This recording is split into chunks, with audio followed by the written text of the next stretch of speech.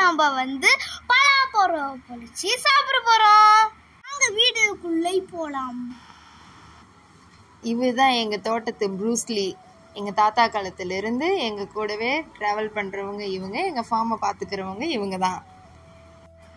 Bruce Lee அண்ணா, எல்லாத்துக்கும் ஒரு hi சொல்லுங்க. இந்த பலாமரம் எங்கள் தோட்டத்தில் 20 வருஷமாக இருக்குது. இந்த வருஷம் வந்து ஒரு 80-90 காய் பிடிச்சிருந்தது. நிறைய காய் நாங்கள் அறுத்துட்டோம். இப்போது மிச்சம் இருக்க இந்த கொஞ்சம் காய் தான். இதுவும் பழுத்துருச்சு. அதனால சரி அறுத்தரலாம் அப்படின்னு சொல்லிட்டு அண்ணா அறுக்க போகிறாங்க. பலாப்பழம் எப்படி பழுத்துருச்சுன்னு கண்டுபிடிக்கிறதுனா, வாசம் நல்ல பயங்கரமாக வீசும். அதை வச்சு நம்ம கண்டுபிடிச்சிடலாம் பழம் பழுத்துருச்சு அப்படின்ட்டு. பலாப்பழம் வந்து அடிப்படாமல் நாங்கள் கயிறு கட்டி இழுத்துட்டோம். 2 பழம் அறுத்தாச்சு. இன்னும் 2 பழம் மட்டும் பேலன்ஸ் இருக்குது இந்த மரத்தில்.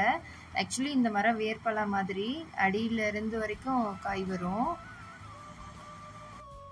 இந்த டைம் வந்து பழத்தில் வந்து மொத்தமாகவே ஒரு 20-30 சொலை மட்டும்தான் இருந்தது. அதிகம் வந்து வைக்கல. ஆனால் சொலை எல்லாமே நல்லா பெருசு பெருசாக தான் இருந்தது. நல்ல டேஸ்டாக தான் இருந்துச்சு.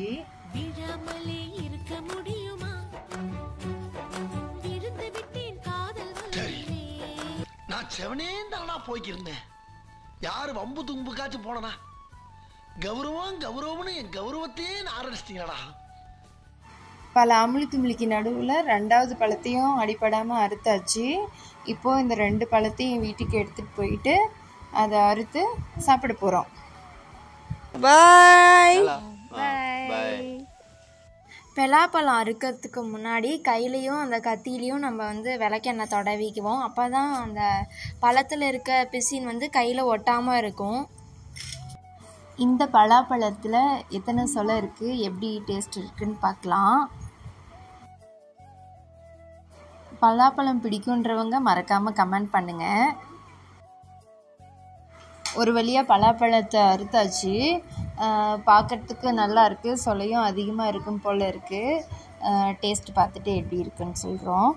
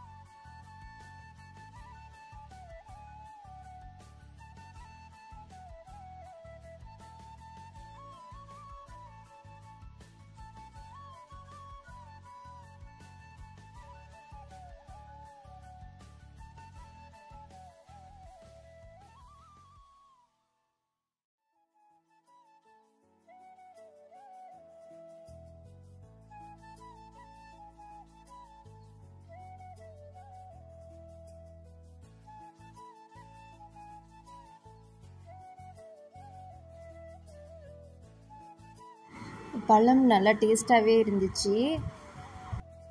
உங்களுக்கும் பலாப்பழம் பிடிக்கும் அப்படின்னா நீங்கள் கருமுந்துறை மலை சைடில் இருக்க பலாப்பழம் வாங்கி டேஸ்ட் பண்ணி பாருங்கள். சூப்பராக இருக்கும்.